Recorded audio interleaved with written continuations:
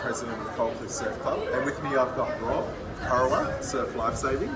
Good day, guys. So, look, this weekend we've brought our junior cadets up just to experience what it's like at a much larger club.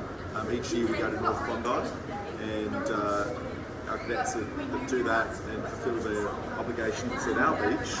We're now looking to introduce an opportunity to come to the Gold Coast and experience what it's like to patrol on a beach like your own.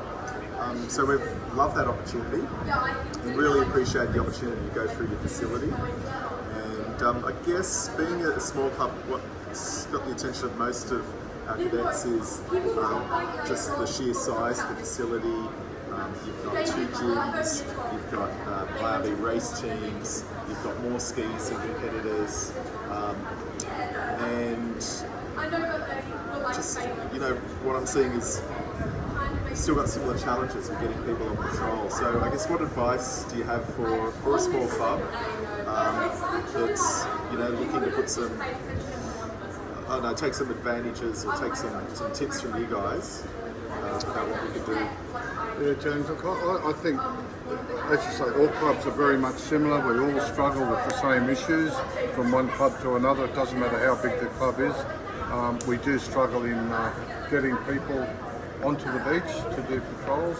There seems to be a change in the culture these days where back 15, 20 years ago, a 13 or 14 year old, even 15-year-old wouldn't even consider working, whereas now it's become an important part of their life that they've got to get out there and get into the work industry so they can earn some extra money and cover things. Then you've got all the universities, high school, their last years of high school have become even more important than ever.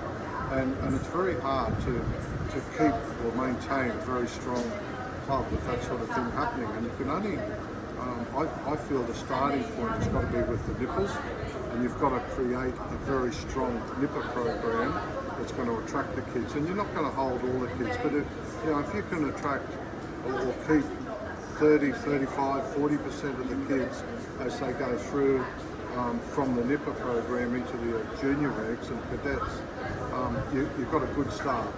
Then your problems start and you're trying to maintain them. See, we run boot camps here. Next week we've got a mud challenge for the kids, or actually I think it's this afternoon.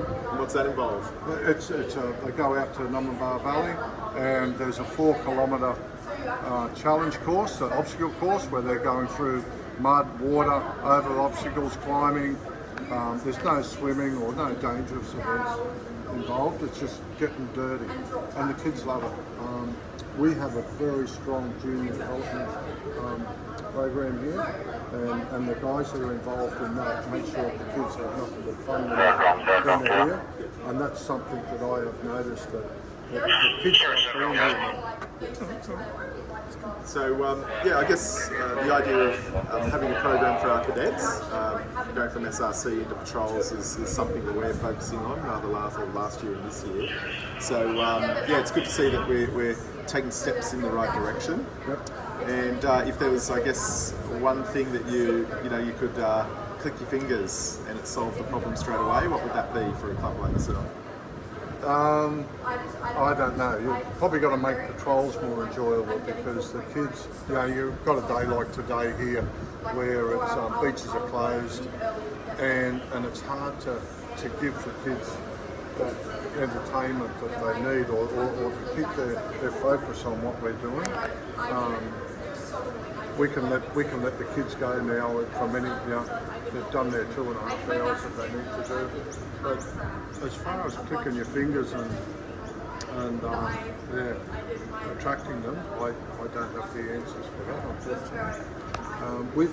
We've tried going into school groups, we've tried going into different organisations to try and attract them, but there's just so many sports around now that makes it difficult. So, as I said, you've got to start with a junior rank and then try and create an environment that they want to be a part of and stay with, and that's the important thing. We've also noticed now that we've got a hell of a lot of members coming back with their children, and it's evolution going back through the system. Guys that were here as juniors when I first joined 25 years ago, are now back here with with their families and doing nippers and doing their bonds again.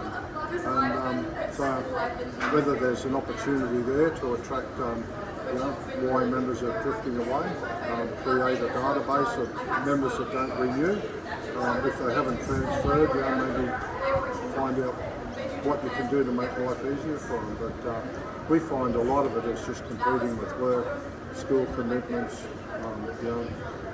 Just other sporting commitments as well. Yeah. All right. So Rob, with diversity of your member base, does it appeal to a particular type of person coming down the beach, or are you getting a mix of what the community looks like today? James, I don't identify any large changes to the cultural or the background, cultural background of members that are joining the club.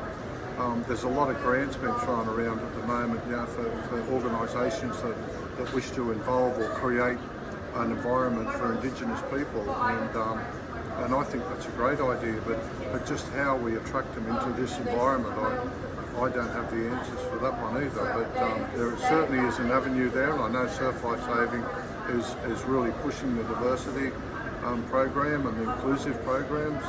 They're now looking at, they've run at the Australian Championships and the Worlds, inclusive programs where kids with disabilities can get involved in lifesaving. I think that's a great avenue as well. We've had one young fella here that's autistic. We tried to get him through his Observers Award, but unfortunately it got knocked back because he couldn't do one of the prerequisites of holding observers, which was radio or first aid. But now we're going to try again, and we'll try a different approach again. If we get one in, you might find that they'll you can start getting some other kids involved as well. Yeah, well, we're really doing well with our Dreams Take Flight program, where we're working with disadvantaged schools to bring their kids through first their radio award and then join the patrol. So we're getting people from Southwestern Sydney to do that. Rob's been a catalyst, our club captain's been a catalyst for that, along with Dave and Pete Quigley as well, providing a lot of support in that education area. So that's one area where we're looking to make inroads, and we're pretty much getting a school a year, and we're attaching that school to a particular patrol. So we're getting, hopefully getting some outcomes. Great idea as well. We had an affiliation with a lot of schools here where we're running a surf safety program. It was based on the Beach to Bush program that Surf Life Saving Queensland was running, and we used a very similar sort of a program where we brought school kids in here. We put them up for the day for lunch and all that. We gave them a surf safety program inside the training rooms. Then we took them down the beach and just showed them the very basics. That was an opportunity for our own younger members to provide water safety for the kids as well. And there was an opportunity there to also attract kids from the local schools into that program, and then maybe get them into the life saving. However, COVID destroyed that, so we sort of haven't bounced back with that program since COVID. Yeah, excellent. Well, Rob, thanks for hosting us, and look forward to maybe bringing our next cadets up in 2025. Well, great idea. And I'm just sorry we couldn't give you. We had about 3 weeks of absolute perfect conditions here recently, and just sorry we couldn't provide that for you today. Well, it's better than what we drove through yesterday, so we're pretty happy. Thanks again. Thank you. Cheers.